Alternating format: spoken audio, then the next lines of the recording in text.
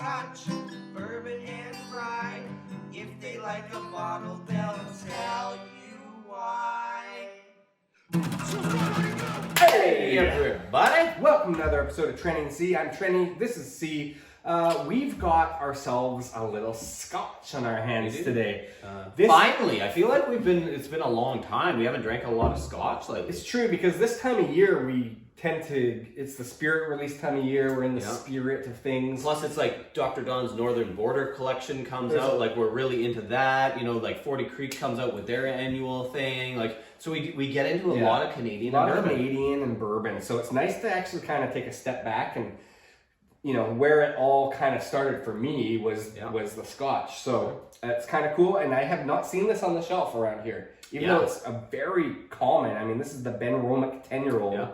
Bottled at 43%. It's natural color, which is very cool. What's the Benromach that we have? Is it the cast strength one? We had another Benromach. We have another Benromach, and I think was that the Benriach or Benromach? No, Benriach was the 16.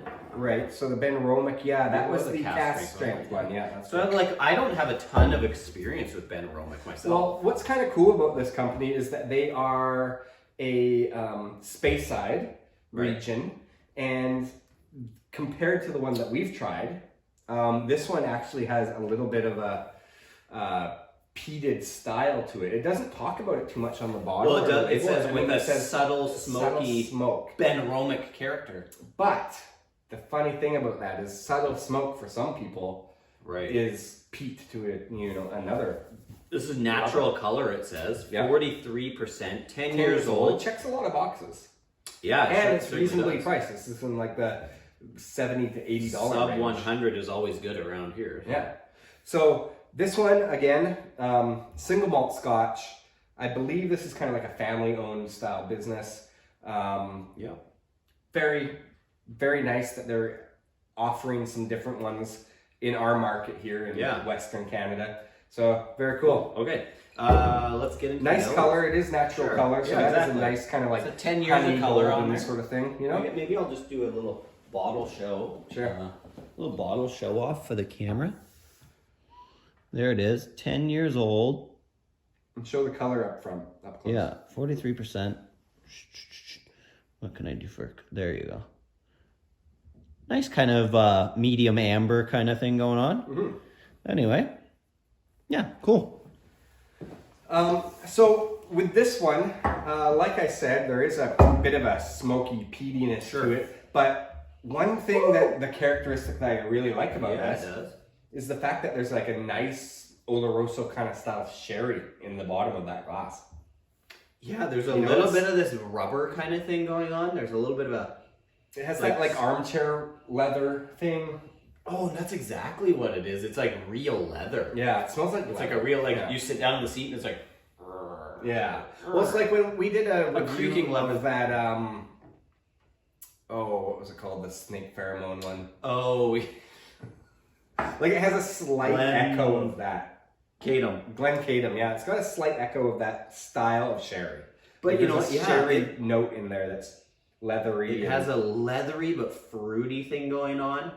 Even Macallans kind of have this note sometimes, but there's something a little bit smoke is there, and the peat, which it's got a really nice kind of balance of these different things going on. Where it's like nothing is too overwhelming, but it's all there. That's why I'm personally a fan of when the Speyside region or even the Highlands kind of styles start doing peated whiskey, because it retains that quality and that kind of lighter spirit. Well, there's the lemon zest going on too. There's like lemon zest, a little bit of that smoky thing, a little bit of this rubber kind of thing going on with a little bit of like chemically, like little fruit roll-up-y too. Like there's a lot of like that. The balance I think is the key. You know, like because there's smoke, there's peat, there's a little bit of sea salt, citrus zest, and like I can get stuck on those leathery notes sometimes where it's like once I get into it I'm like, geez, it's like it overwhelms me and it's like all I can taste and smell. But on this one I'm getting all of the different parts for sure. There's a little bit of a a nice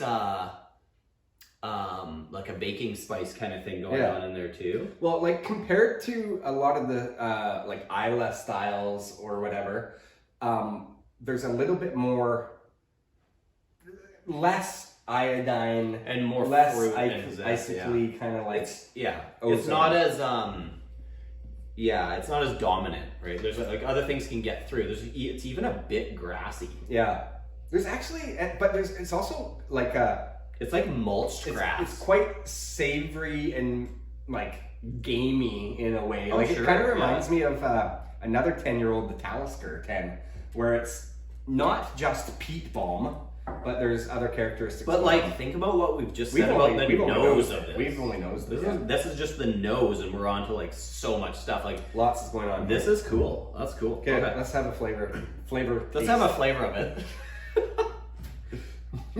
This is like my 4th or 5th flavor of the day. Okay.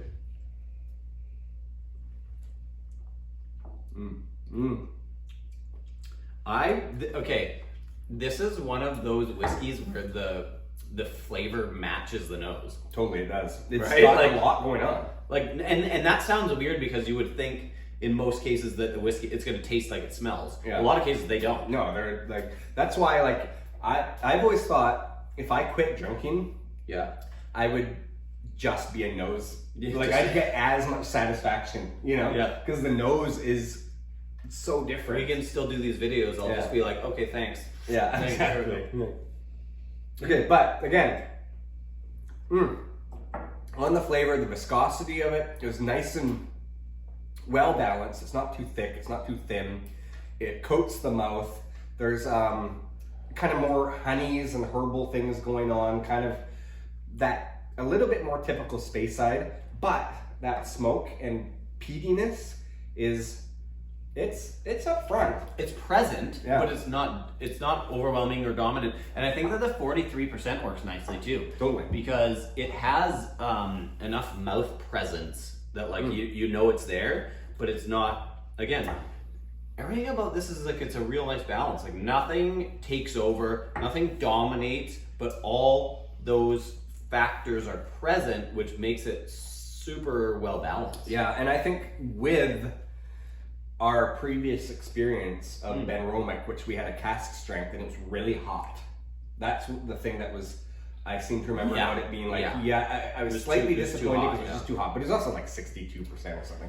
But this is, it's got me on a new path with Benromach where I like it. You know what would be a good shootout actually? Just because of how much I'm really enjoying this? This versus Lacheg 10.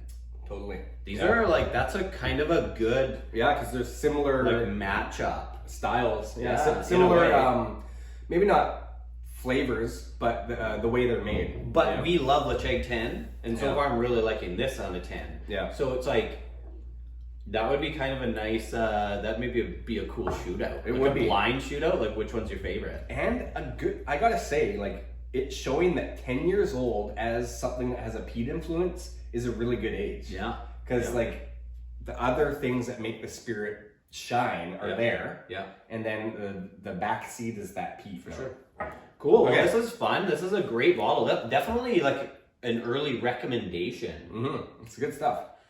And thanks to Papa Trenny for donating it to us. My dad gave me this bottle, and it's awesome. He's been enjoying it the last couple of hours. Clearly, he likes it. The last couple hours. No, it's been days. Let's say that. No. Okay. Cheers. Click like, subscribe, leave a message. Message. We might Is this get an back to answering you. machine? Leave a message.